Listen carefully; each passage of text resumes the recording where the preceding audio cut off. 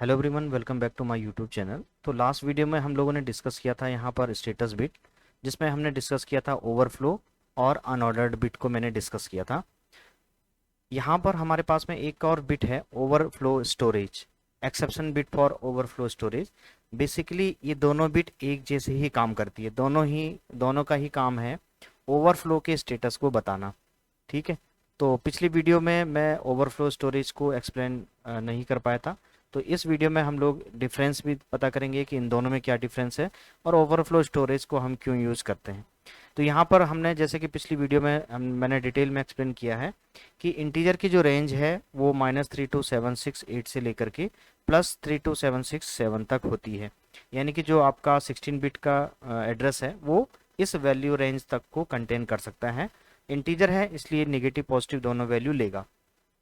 जैसे ही रेंज आपकी वायलेट करते हैं, ठीक उसी समय आपके कुछ इंडिकेशंस इनेबल होते हैं जो कि यहाँ पर ओवरफ्लो से हमें रिप्रेजेंट किए गए हैं, ओवरफ्लो एंड ओवरफ्लो स्टोरेज।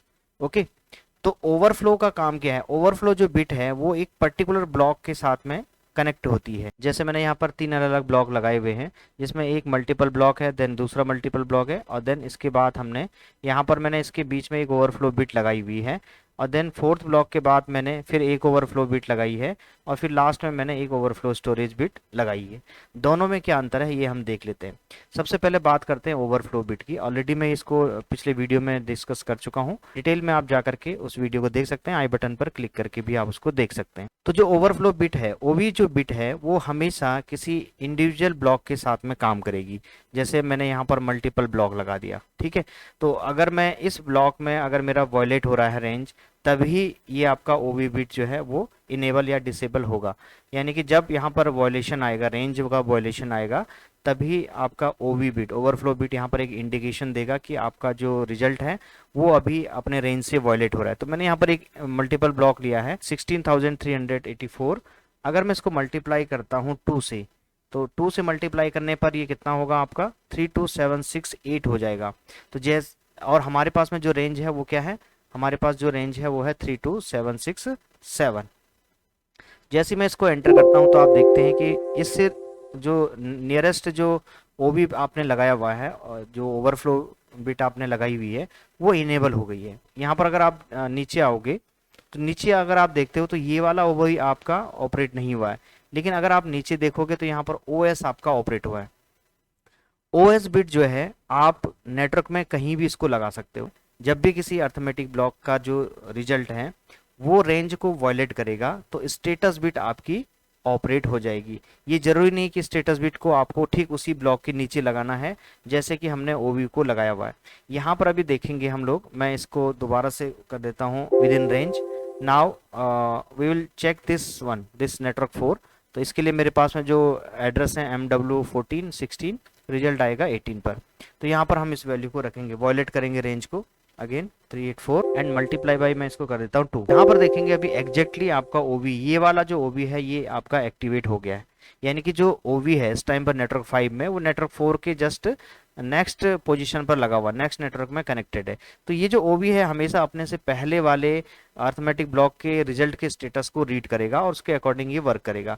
तो यहाँ पर अभी ये इंडिकेट कर रहा है कि अभी आपका ये वाला जो ब्लॉक है ये ओवरफ्लो जा रहा है। अगर मैं ऊपर देखूं यहाँ पर नेटवर्क 3 में, कंडीशन क्या है? यहाँ पर नेटवर्क 3 में अभी जो सेकंड नेटवर्क में हमने जो मल्टीपल ब्लॉक लगाया हुआ है उसको हमने विद इन रेंज रखा हुआ है, मल्टीप्लाई बाई 1 16,384। तो ये विद इन रेंज है, इंटीजर रेंज के अंदर है, इसलिए यहाँ पर अभी आप देखोगे तो ये ओबी जो है डिसेबल है।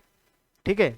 अगर मैं इसको यहाँ पर इनेबल करता हूँ, अगर मैं इसको भी इनेबल कर देता हूँ सपोज दैट, तो मैंने यहाँ पर MW8 पर इसी मैंने इसको वैल्यू 2 दी, तो आप देखेंगे कि ये वाला जो नेटवर्क है ओबी का ये भी आपका इनेबल हो जाता है, क्योंकि ये जस्ट इसके बाद लगा हुआ है। ठीक है।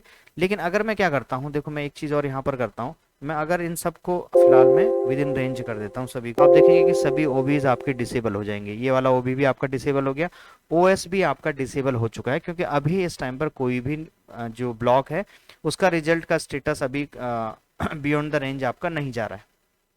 ठीक है।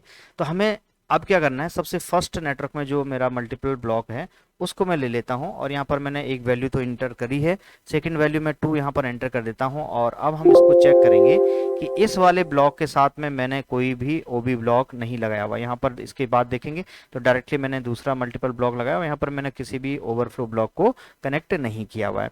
लेकिन ओएस ब्लॉक हमने लास्ट में लगाया हुआ था, ओएस बिट को हमने कनेक्ट किया था लास्ट में। हम देखते हैं इस ओएस बिट का स्टेटस क्या है। इसके अलावा हम पहले इनके स्टेटस भी चेक कर लेते हैं। यहाँ पर देखेंगे कि ओवी का स्टेटस नेटवर्क 3 में डिसेबल है और यहाँ पर नेटवर्क 5 में ओवी का स्टेटस देखेंगे तो ये भी डिसेबल है। कारण क्या है, क्योंकि हमने फर्स्ट जो हमारा मल्टीपल ब्लॉक था इसको हमने इनेबल किया है, यानी कि इसकी रेंज को वायलेट किया है, लेकिन इसके जस्ट बाद हमने कोई भी ओवी नहीं लगाया हुआ है, तो इस वजह से ये इसको एक्सेस नहीं कर रहा। अब हम यहाँ पर चेक करते हैं तो यहाँ पर आप देखोगे ओएस यहाँ पर इनेबल है। तो ओएस कब आपका काम कर रहा है, जब कोई भी ब्लॉक आपका, कोई भी अर्थमेटिक लॉजिक ऑपरेशन आपका रेंज का वायलेशन करेगा। जैसे ही रेंज का वायलेशन होगा ओवरफ्लो बिट स्टोरेज आपका इनेबल हो जाएगा। इसके लिए जरूरी नहीं कि आपको उसको जस्ट ब्लॉक के नीचे ही लगाना है, नेटवर्क में वो कहीं भी लग सकता है।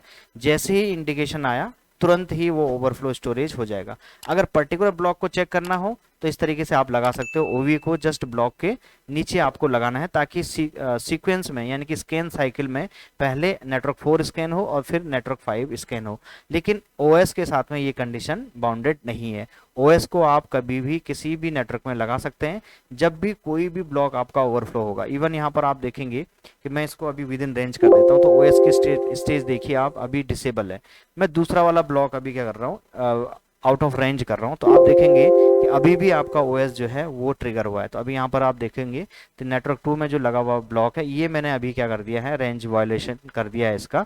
लेकिन अभी भी इसके साथ में, क्योंकि हमने ओवी भी लगाया था तो ओवी तो होगा ही होगा, साथ में आपका ओएस भी ट्रिगर होगा।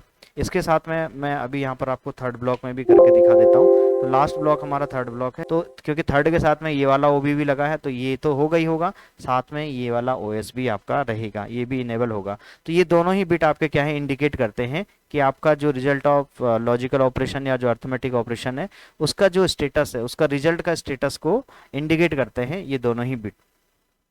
तो ये था इसमें बेसिक डिफरेंस। तो आई होप कि आपको ये डिफरेंसेस क्लियर हो गए होंगे। इसके साथ ही यहाँ पर दिए हुए हैं overflow NC, overflow storage NC. तो आप अगर इन बिट्स को यूज करेंगे तो ये रिवर्सिबल वर्क करते हैं। तो जैसे मैं यहाँ पर इसको ओवरफ्लो को यूज कर लेता हूँ और यहाँ पर हम लोग रिजल्ट को चेक करेंगे Q0.3 पर। देखिए अभी ये जो नेटवर्क 4 में लगा हुआ मल्टीपल ब्लॉक है ये आपका रेंज वायलेशन हो रहा है, यानी कि अभी आपका जो रिजल्ट है वो ओवरफ्लो चल रहा है। इस टाइम पर इससे कनेक्टेड ओवी आपका इनेबल है, लेकिन यहाँ पर आप देखोगे कि ओवी अभी आपका डिसेबल है, क्योंकि ये आपका क्या है, एनसी बिट है। लेकिन जैसे मैं इसको रेंज को विद इन रेंज कर देता हूँ तो आप देखेंगे कि ये ओवी जो है ये आपका इनेबल हो जाएगा। तो ये क्या है, इसका रिवर्स ऑपरेशन देता है। ये आपका यहाँ पर एनओ है, एनओ कॉन्टैक्ट है, और ये इस ओवरफ्लो बिट का एनसी कॉन्टैक्ट है। तो आप देखेंगे कि दोनों के जो रिजल्ट हैं वो एक दूसरे के रिवर्सिबल होते हैं। इसी तरीके से आपका जो स्टेटस बिट है, इस स्टेटस बिट के भी आपके एनसीज यहाँ पर अवेलेबल है। आप चाहो तो अपने एप्लीकेशन के हिसाब से इन दोनों को यूज कर सकते हो। तो अभी आप देखेंगे कि दोनों ऊपर के एनओ कॉन्टैक्ट जो हैं वो डिसेबल हैं, लेकिन नीचे के जो दोनों ही कॉन्टैक्ट हैं वो इनेबल है। अब मैं यहाँ पर इसको रेंज वायलेट कर देता हूँ तो मल्टीप्लाई होकर के विद इन आउट रेंज आपके रेंज से वायलेट करेगा। अब यहाँ पर देखेंगे कि दोनों ही एनओ, ओवी और ओएस आपका इनेबल हो गए हैं। अब आप नीचे देखोगे कि दोनों जो आपके एनसीज हैं ये दोनों ही एनसी आपके डिसेबल कंडीशन में हैं। तो उम्मीद करता हूँ कि वीडियो आपको पसंद आई होगी। वीडियो पसंद आई हो तो वीडियो को लाइक जरूर करें, सब्सक्राइब करें और चैनल को शेयर करना ना भूलें। Thank you very much.